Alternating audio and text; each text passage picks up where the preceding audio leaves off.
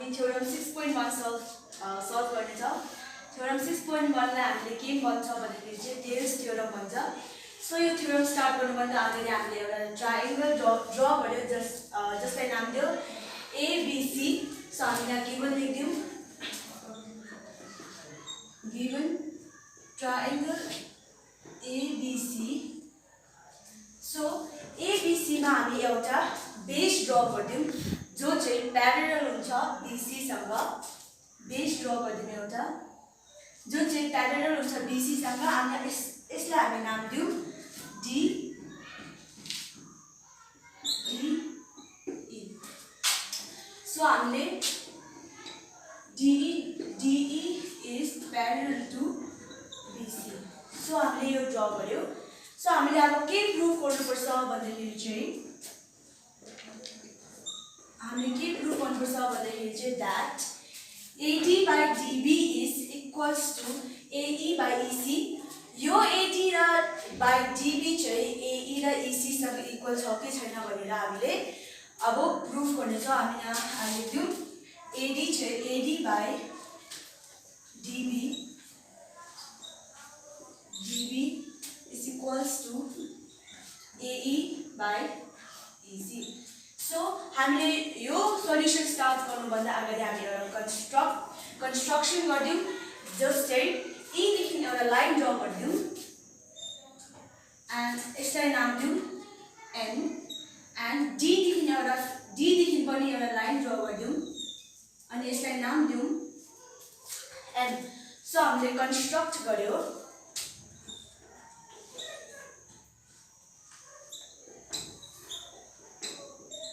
So हामीले construction के गर्यो भन्दाखेरि चाहिँ ड्र EN जो चाहिँ यो EN चाहिँ परपेन्डिकुलर छ AB सँग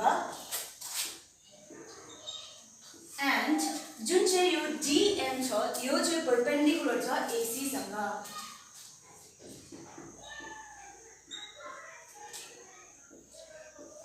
सो हामीले कन्स्ट्रक्सन पनि गर्यो। अब हामी सल्युसन प्रुफ गरौँ।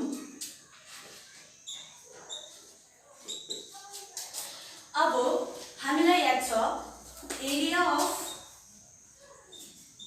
Of triangle equals to half into base into height. Area of triangle चाहिँ half into base into height हो। सो यो एरिया अफ ट्रायंगललाई हामी यो अब सल्युसन गर्दै जाँदाखेरि पुटअप गर्नेछ। सो हामीले फर्स्टमा कुन चाहिँ हेर्नु पर्यो भन्दाखेरि चाहिँ first and foremost AD by DB को हेर्नु पर्यो। DB को हेर्नुभन्दा अगाडि हामीले फर्स्टमा AD को हेर्नु पर्यो। AD कहाँ लागेको छ? AD A and D A यहाँ लागेको छ। सो हामीले AD लाई कुन चाहिँ ट्रायंगल हेर्नुपर्छ भन्दाखेरि चाहिँ ADE। हामी कुन चाहिँ ट्रायंगल गर्नुपर्छ? ADE नै हेर्नुपर्छ। So area of triangle ADE equals to अब हामी यहाँ ट्रायंगल को एरियालाई पुटअप गर्ने छ that is half into. So ADE यानी कि ADE को केसमा हाम्रो बेस कुन चाहिँ छ भन्दाखेरि चाहिँ दैट इज हाम्रो बेस हुन्छ AD। सिमिलरली हाम्रो हाइट कुन चाहिँ हुन्छ भन्दाखेरि चाहिँ EN। सो हाम्रो बेस कुन चाहिँ हुन्छ AD इन्टु हाम्रो हाइट कुन चाहिँ हुन्छ EN। सो हामीले यो पार्ट सक्यो, AD को पार्ट सक्यो। अब हामीले कुन चाहिँ पार्ट गर्नेछ DB को बाइ एरिया अफ ट्रायंगल। अब DB को गर्नेछ हामी सल्भ। सो DB यहाँ छ, सरी हामीले यहाँ एउटा लाइन ड्र गर्दियौँ। सो अब हामी कुन चाहिँ खोज्ने छ DB को। सो DB कहाँ लागि हुन्छ? DB यहाँ हुन्छ। अब कुन चाहिँ ट्रायंगल हामीले ल्याउन सक्छ भन्दाखेरि चाहिँ दैट इज DBE। यो पार्टको ट्रायंगललाई हामीले यहाँ लेख्नुपर्छ दैट इज DBE। र सेम एज माथि जस्तै हामीले ट्रायंगल को एरिया पुटअप गरेर in the case of DBE को बेस कुन चाहिँ हुन्छ भन्दाखेरि हामीले राम्ररी हेर्यो भने हुन्छ बेस हुन्छ डीबी एन्ड सिमिलरली यसको हाइट पनि कुन नि हुन्छ EN हाम्रो बेस कुन चाहिँ हुन्छ डीबी अनि यसको हाइट हुन्छ EN into dB into EN so अब हामीले यहाँ के देख्दैछ द्याट हाफ छ यहाँ मुनि हाफ छ यहाँ EN छ यहाँ EN छ हामीले यसलाई कटअप गर्न सक्छ सो हाम्रोमा बाँच्यो के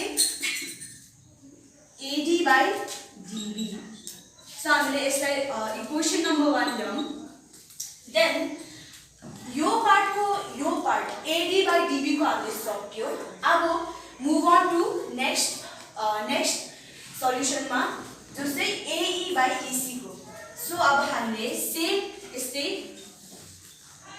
एरिया अफ ट्रायंगल अब हामीले कुन चाहिँ हेर्नुपर्छ AE सो हाम्रो AE कहाँ छ हाम्रो AE हाम्रो यहाँ छ सो हामीले AE को लागि कुन चाहिँ ल्याउन सक्छ भन्दाखेरि चाहिँ एरिया अफ हामीले अब यो पार्ट सकेर अब हामीले यहाँ मुभ अन गर्छ AE को लागि सो AE को लागि कुन चाहिँ ट्रायंगल छ भन्दाखेरि चाहिँ सेम एज द टपमा के को खोज्नु पर्ने थियो टपमा चाहिँ डिफरेन्स इज दैट टपमा चाहिँ D को खोज्नु पर्ने थियो एन्ड यहाँ अहिले गर्नेमा चाहिँ हामीले E को खोज्नु पर्ने छ सो हाम्रो ट्रायंगल कुन चाहिँ नि हुन्छ सेम एज ADE सो हाम्रो ट्रायंगल कुन नि रहन्छ ADE सो अब यसमा पनि हामीले सेम एज माथि सँगै हामीले area of triangle put up गर्नुपर्छ इन्टु अब यो केसमा ADE को केसमा हाम्रो बेस अपोजिट हुन्छ ADE को केसमा हाम्रो बेस AE हुन्छ र सिमिलरली हाम्रो हाइट हुन्छ DN हाम्रो बेस हुन्छ AE इन्टु हाइट हुन्छ DN सो उन्दो पनि हामीले अब कुन चाहिँ यो पार्ट सक्यो AE को पार्ट सक्यो अब हामीले कुन चाहिँ गर्नुपर्छ EC को सो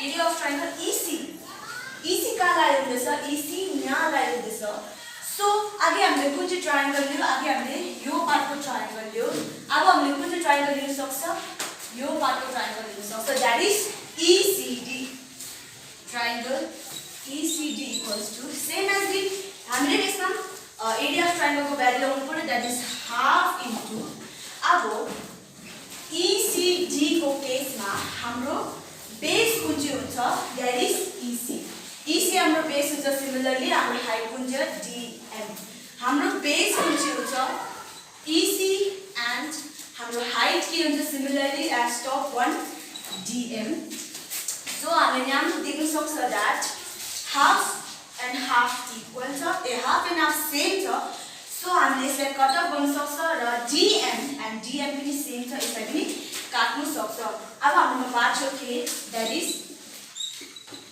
AE by EC यसलाई हामी इक्वेसन नम्बर 2 ल्याउँ so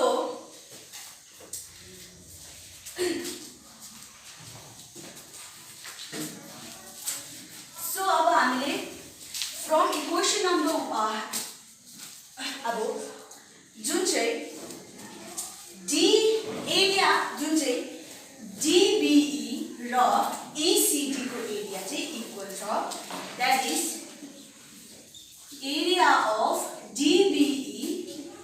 DBE is equals to area of ECD किन भन्दाखेरि चाहिँ एरिया अफ DBE इक्वल छ एरिया अफ ECD किन भन्दाखेरि चाहिँ because they lie on the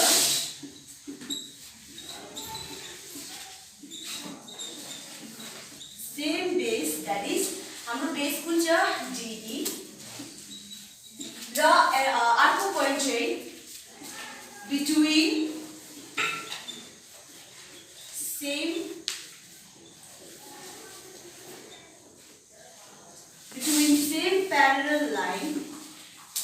same parallel line that is DE is parallel to BC. हामीले यसलाई इक्वेसन नम्बर 3 लौं। हाम्रो एरिया अफ DBE जुन चाहिँ DBE चाहिँ इक्वल छ एरिया अफ ECD। किन भन्दाखेरि चाहिँ DBE र ECD चाहिँ सेम बेसमा लाई गर्छ अनि यो दुईजना चाहिँ बिट्विन सेम प्यारलल, यो दुईटा एरिया चाहिँ सेम प्यारललमा लाई हुन्छ। हामीले यसलाई इक्वेसन नम्बर 3 लियौं। So from equation number 1, 2 and 3, equation number 1, 2 and 3 बाट हामीले के पाउँछ भन्दाखेरि चाहिँ that